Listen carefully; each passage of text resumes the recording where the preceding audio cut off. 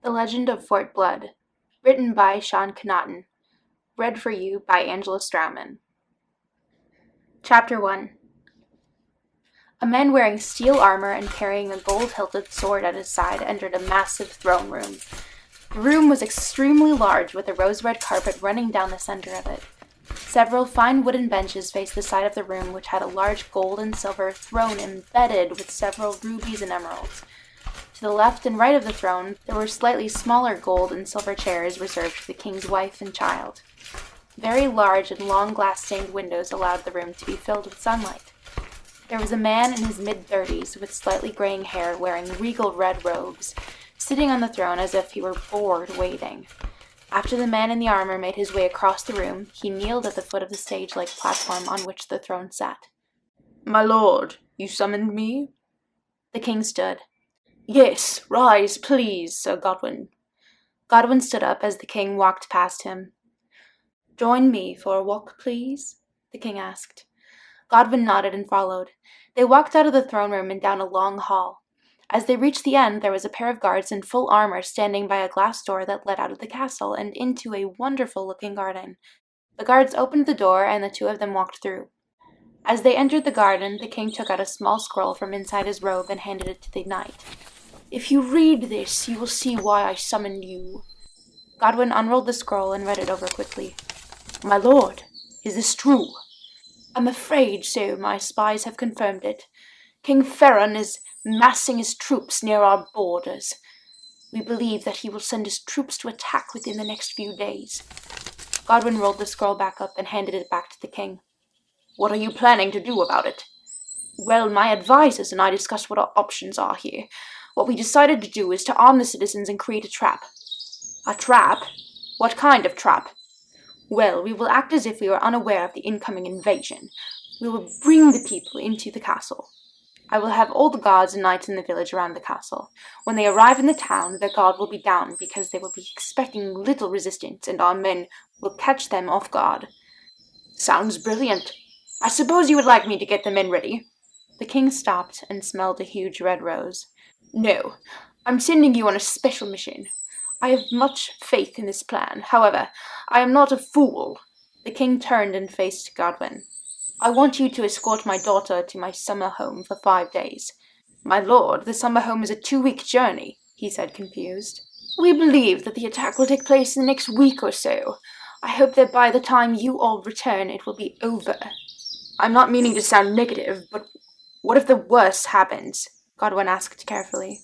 "If the battle looks to be too much for us to handle, I will send a messenger to meet you at the Tree of Talking to warn you not to return." "Yes, sir, I understand. When do you want us to leave?" he asked. "I have been selecting members to join you, and I would like you to leave in the morning, before dawn." "Besides the princess and myself, who all will be going with us?" "Well, besides you two, there will be at least 3 guards, my royal messenger, her handmaiden, a cook from the kitchen, a scout, and later I will be speaking with a young man who might be joining you." Godwin became confused. "A young man? What for?" "He is a tracker and a hunter. He will gather any game you all might need on your journey. From what I have been told, he knows his way around the different forests of our kingdom." "Very well. Sounds right. I will go pack then." "Sir Godwin, I am trusting you with this kingdom's most important treasure. You will not be able to bring your armor. This will be a secret journey. No one can know you are leaving." "I understand, my lord," the knight told the king as he turned and left the garden. Sir Ellis Goodwin returned to his room in the castle and spent the next several hours getting ready and taking a nap. He was awoken in the early hours of the morning by the royal messenger. Godwin knew the messenger well, and it was odd to see this man wearing normal, dull, and dirty clothes. He told Godwin that the king had sent him to bring everyone to the throne room. He explained he'd already gathered everyone else and that Godwin was the last on the list. When they reached the throne room, they saw a large group all dressed and ready to set out on this journey. All except the king, who was dressed in a silk red robe. A young woman was wearing a rather clean gray hooded robe. He knew by her brownish-red wavy hair it was Princess Gwendolen Brigmeyer. She was standing next to her father. There were 2 young men he had never seen before, but based on their clothing, which was simple yet poor, they were local woodmen. Next, he saw his second under his command, a tough, strong man wearing a brown robe. Toby Benton. There were 3 guards. They all wore white shirts, which were very clean. The same went for their plain brown pants and their shiny black boots. He, of course, recognized each man. The tallest of the 3 men was William Lancel. The shortest of the 3, with a pair of deep-set brown eyes and a thick mustache, was Rafe Ardis. The last guard had blue eyes and no hair. This guard's name was Henry Bishop. The last 2 people were a plump woman dressed in a black dress with a white-stained apron. Her dirty blonde hair was in a tight bun. He was familiar with most everyone in the castle, and he knew she was one of the women from the kitchen named Eve Margrave. Next to her was a young handmaiden who served the princess. Her name was Christina Watkin. When she had been brought into the castle, the king had insisted everyone, even down to the lowly stable boy, to be given some basic defense training. The king had a tendency to be very paranoid about attacks from neighboring kingdoms. Godwin knew this was due to his father. King Eldon Brigmire was a harsh, cruel man. He cared more about expanding his kingdom than raising his son. Prince Vicar, now king, was often told to remain silent and watch how to rule the land by his father. Godwin had just joined the king's knights during the last few years of King Eldon's rule. By that time, Vicar was already married to Yasmin, a beautiful woman from the Southlands. She had sadly died during childbirth, a common occurrence, but it destroyed King Vicar, which was why he never remarried. His father had died 20 years earlier when Princess Gwendolen was only 1 year old. It was the last time the kingdom was at war. However, in the past 5 years, tensions had been growing with the other kingdoms, all of which was why they were now slipping out in the early hours of this morning. Godwin was not happy he was being sent off like this. He would rather be there in the fight. He knew as he looked at his companions why the king was being so careful. Finally, the king addressed the group. "All right, everyone, I have met with each of you, and I have faith this plan will work. I am trusting you all with my greatest treasure, my daughter. I know you will take good care of her. Sir, we should get moving before the sun begins to peak." "Yes, quite right," King Vicar said as he hugged his daughter, once more afraid he might never see her again. The king led the group out of the throne room and across the castle to a stable house. This was not the main stables, but it led to a path to the forest behind the castle, which the group would use to take a long way around to the main road out of the kingdom. As they all reached the stables, they found the royal scout, a man named Cole Tomlin. He was working with a few other guards the king had entrusted with loading everything. Several horses were loaded with tents and supplies, and a simple wagon was loaded with tons of equipment and food stocks. The princess and the cook sat in the wagon. Everyone else mounted the remaining 10 horses. The few guards left with the king back inside the castle as they set out for the trail through the woods. It was creepy out this early in the morning. Godwin knew it would not be long before the sun rose. Godwin rode up alongside Cole. "The king did not say that you would be joining us," Godwin commented. "I'm not. I was ordered to travel with you to the talking tree. Once we reach that, I am to ride back and inform the king that the princess is safe." The group rode on till the sun came up. They stopped by a creek near an old bridge that led out of the forest. They gave the horses water and some food. Everyone else ate a small prepared breakfast Eve had made up for the trip. Once they were done, they resumed traveling. The party rode for 4 days, stopping only to rest and eat. They were about halfway through the rations that had been packed for them when they reached the talking tree. Now, the talking tree was not a tree that could talk, but rather a place that for decades had been used for royalty to meet and hold talks. There was a huge, massive, twisted tree, which the Brigmire family had a road made around it. The road split off from here and went north, south, east, and west. The group was currently on the east road. They needed to keep moving west, but the Royal Scout wanted them to take a break for a few hours while he went ahead to scout. So, while they waited for him to return, they said goodbye to the royal messenger, who began his trip back to the castle. Godwin was eating and leaning his back on the tree, feeling glad that so far everything was going just as planned. Sadly, that feeling did not last with him long. Cole came riding back in a huge hurry. He did not even dismount from his horse as he reached the group. "We must leave now," he told everyone. Godwin jumped to his feet and grabbed the reins to his horse. "What is it?" "There is an army marching this way. They did not see me here, but they are heading this way and will be here soon." Panic filled every word as Cole spoke. Sirs, I think I might know a way, one of the town boys spoke as he climbed on his horse. The boys had introduced themselves to the group as they began the journey. The boy who was talking was named Tristan. He was the hunter the king had sent with them, and the other boy was his friend Colin, who Tristan said was excellent at fishing. "What is your solution, Tristan?" Godwin asked. "We head south. After a few hours' ride, there's an old trail which leads west.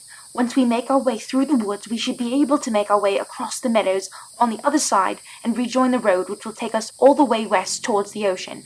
Realizing they probably had very little time, Godwin agreed to the plan, and they took off. So, in haste, the party quickly ventured down the road which led to the south. They forced the horses to move faster than they had been pushing them, because they wanted to make sure they were not seen. Godwin knew that if the enemy armies spotted anyone, they would dispatch several knights to pursue their group with orders to capture or kill anyone they saw.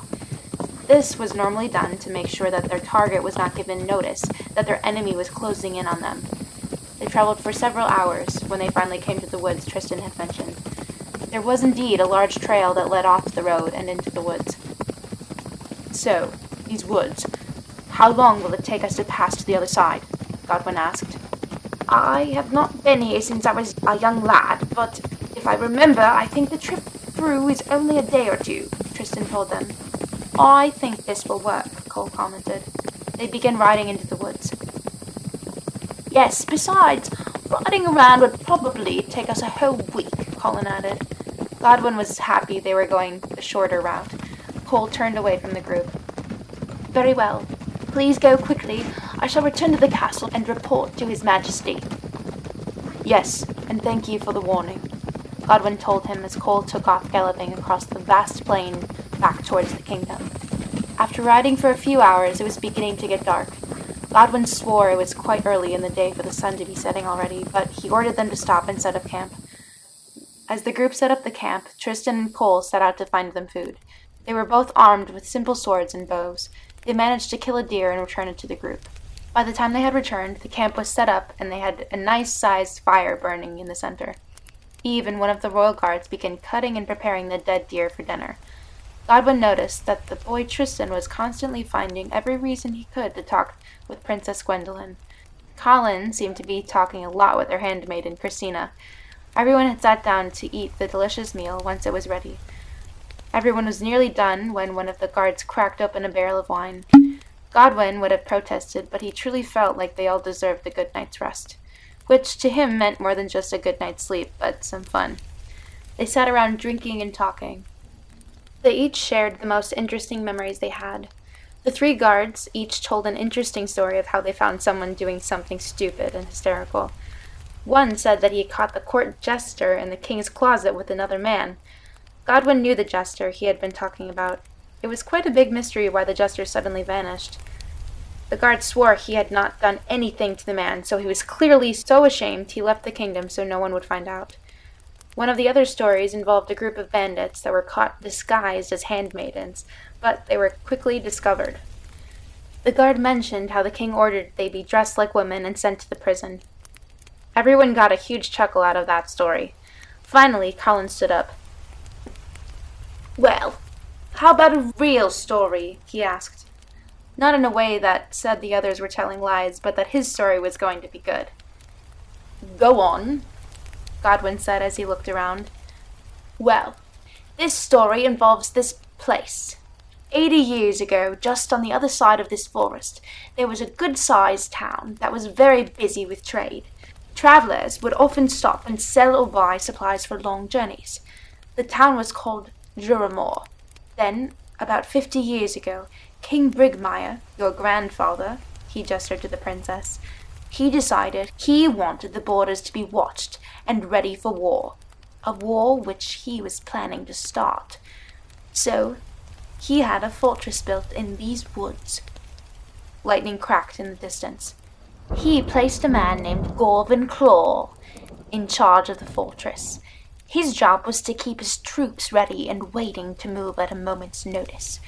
He was also charged with keeping the laws in nearby towns and villages enforced. The king used them to tax Juramore. At first, the tax was low, and it was not much of a problem because the town did so well. In the end, though, Gorvin taxed the town more than the royal decree was asking, and over time the people were ruined. As the town collapsed, several of the merchants left and traveled off to other places. The rest of the town that was unable to leave the town began to starve, and they became desperate. Then, an old crone showed up and offered to save them. She said she required a sacrifice. She wanted a young girl tied to a tree in the forest. Rumor was while she waited, she built a hut. Over the next year, things got worse. Finally, the people could not take it any longer, so they took a child and tied her to a tree. The little girl screamed and begged for her life. After she was tied up, the old crone appeared and told the townspeople they did not need to worry any longer.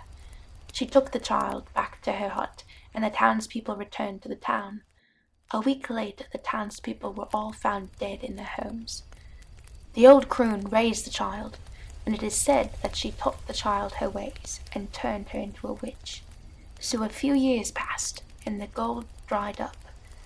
When people tried to move into the town, they would die several days later. So, 25 years ago, a knight named Dravon Kane was returning from the border, and he made his way to the fortress, but he became lost in the woods and disappeared for days. He suddenly appeared late one night, and Gorvin asked him where he'd been. The knight babbled, and the clerics told him to rest. 6 days passed, and on a full moon night, Dravon stood up, walked to the armory, and strapped on a full set of armor. He walked from room to room and began killing everyone. He was a very tall man, and he was quite strong, but so were several of the other knights. He finally killed Gorvin and vanished. What? Why did none of the other knights stop him? Rafe asked. They tried to. He was stabbed and jabbed, but nothing stopped him, Colin answered. How come I never heard of this story? William asked. Well, because not many people knew about the fortress, and it was what happened after which kept people from talking about it. Colin took a drink from his mug and continued. So, a few weeks later, King Brigmire sent a messenger and a handful of guards to see why he had not received a report from the fortress.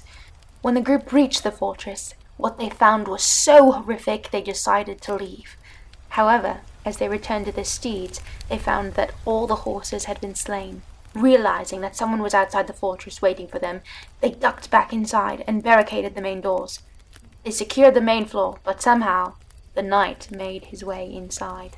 The guards held off the knight, so the messenger and a guard could try to let the king know what happened. The two tried to make their way out of the forest, and they almost were out when the knight somehow caught up with them.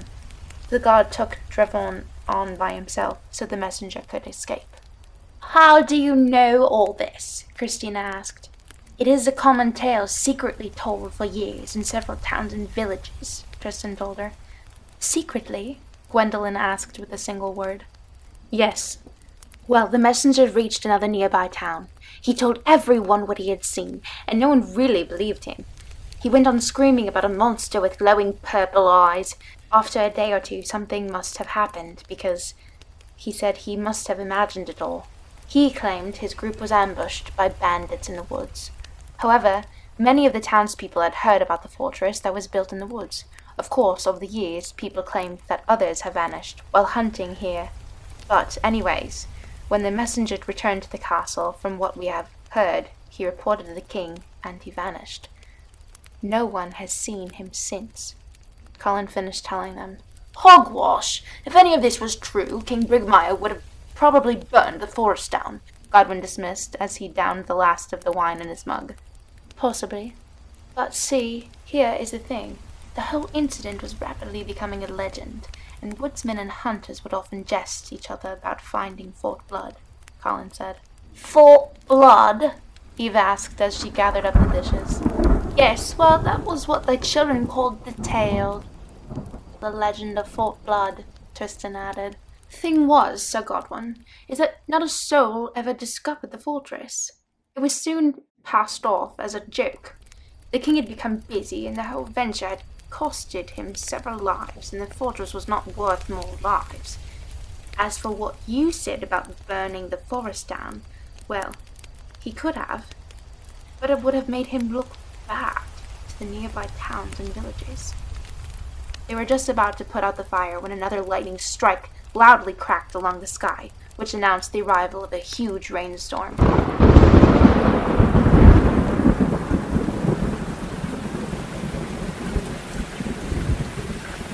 They rushed to pack their stuff into the wagon when another lightning bolt zipped down from the sky, which struck a nearby tree. The strike had split the tree down the center, which caused half of it to fall on the 3 tents they had set up. Godwin considered himself lucky that they had not all turned in earlier, or they would have all been crushed. With the sudden rain pouring down, they quickly got the horses, and Godwin ordered them to follow the trail to see if there was a wider area ahead. Everyone had to take the horses by the reins and lead them. They walked in the rain for almost an hour. Finally, in the dark, several lightning strikes revealed their salvation in the distance.